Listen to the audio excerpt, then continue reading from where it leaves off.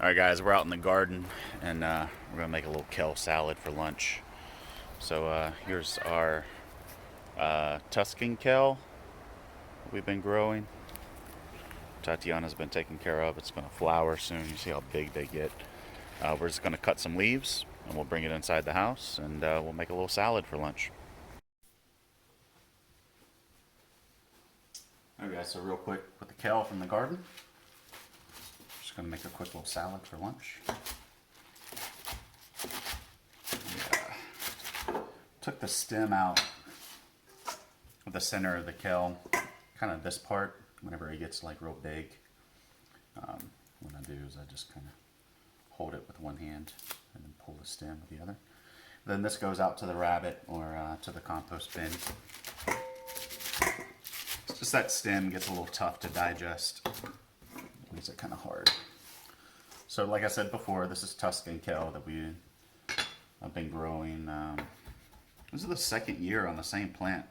It does really, really well during the winter, in the fall, in the cooler, early spring. But come summertime, it does not do great. Okay, with this, we're gonna make a little balsamic vinaigrette. Okay, so here I've got some garlic that I just had in the fridge that's been poached in some olive oil. Just until it's soft. You see how I'm just kind of mashing that.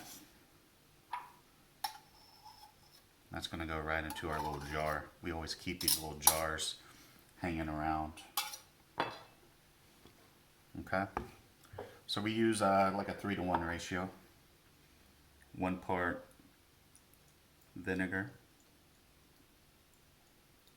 Okay, this is balsamic vinegar. This is actually a Christmas present. It's like a pomegranate balsamic. It's pretty good. You know, whatever you have, whatever vinegar you want. And then 3 parts of oil. We're just going to put all that into the jar. See, this used to be a horseradish jar. Okay. And then just shake it up. Give it a real good shake. Okay. So we'll say that's probably, what, 4 or 5 ounces? See if it says on the lid. No.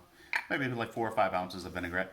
It's going to go all in. I like to add a little extra vinaigrette whenever I'm making a kale salad, just because it is so sturdy and so strong. It really holds up well. Pepperoncinis and some olives. Just throw those in. Here's some cucumber that we had left over from last night's salad. So I'm just trying to use basically just whatever's on hand, whatever I have that looks fresh and good and tasty. So sometimes you can take the seed out, split it long ways and take the seed out of the cucumber, make like a little canoe, and it's supposed to be a little bit easier to digest. The other night we had some grilled corn on the barbecue. So this is leftover. I'm just gonna take it off the cob and let's toss that in.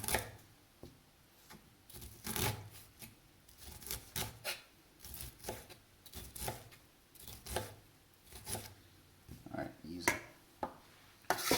I really like grilled corn.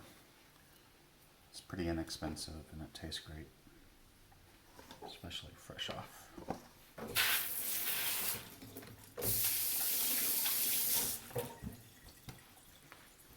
Okay, got some avocado. This one seems a little soft, so we'll cut it open and see what it looks like inside. Oh, looks great. Okay, so we'll just take the seed. That goes into the compost. Alright. Just kind of cut it like this. Then you can go back this way. Makes like little dice. And then we'll take a spoon. Take it out with a spoon. Just like that. To the compost. Right on top. Looks great. I have a little bit of red onion I'm going to shave.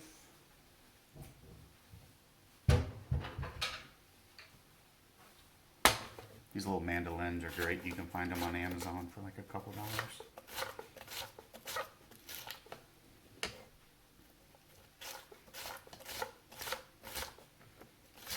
Okay, once you get to there with the mandolin, it's not worth it to sacrifice your fingers for the last little bit of onion there. The mandolin can really smell fear, so you need to be careful with it. Alright, we have some feta cheese. Alright, starting to look pretty good, eh? Some feta, I'm just going to crumble just right on top. I have it in brine here. Just kind of taking it out.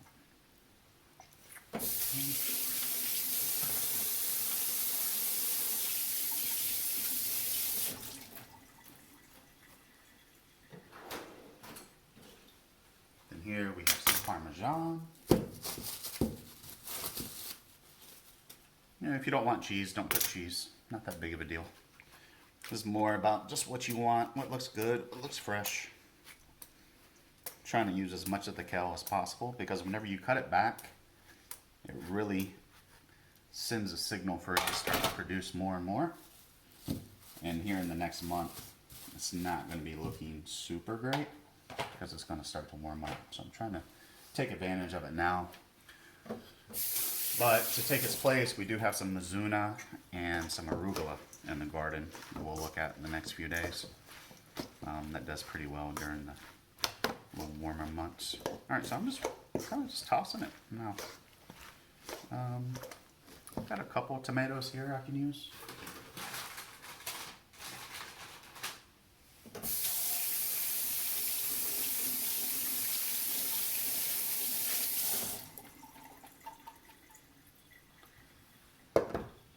Aliona, if you watch this, thank you for the tomatoes. Okay. You don't have to split them like this. You can just toss them in if you want, but it makes it a little easier to deal with. And there's nothing worse than chasing a grape tomato around on your plate, trying to hit it with a fork. Voila. All right. Toss it up. You can see how like that much vinaigrette. This is a lot of salad. This is going to be for both of us, for two of us today. And if there's some left over, it's fine. I kind of like it whenever it sits for a few minutes and it has a chance to kind of soak in. Everything has a chance to kind of come together. But you just want to make sure everything's coated with your vinaigrette. And you can make, you know, the vinaigrette in a larger jar, just using the 3-to-1 ratio, or if you like less vinegar, use a 2-to-1, or more vinegar, whatever, 4-to-1 if you like less. Shake it up in the jar to emulsify it, and then, you know, use what you want to use and put the rest in the fridge. That way you don't have to buy salad dressing anymore. All right, let's try it out.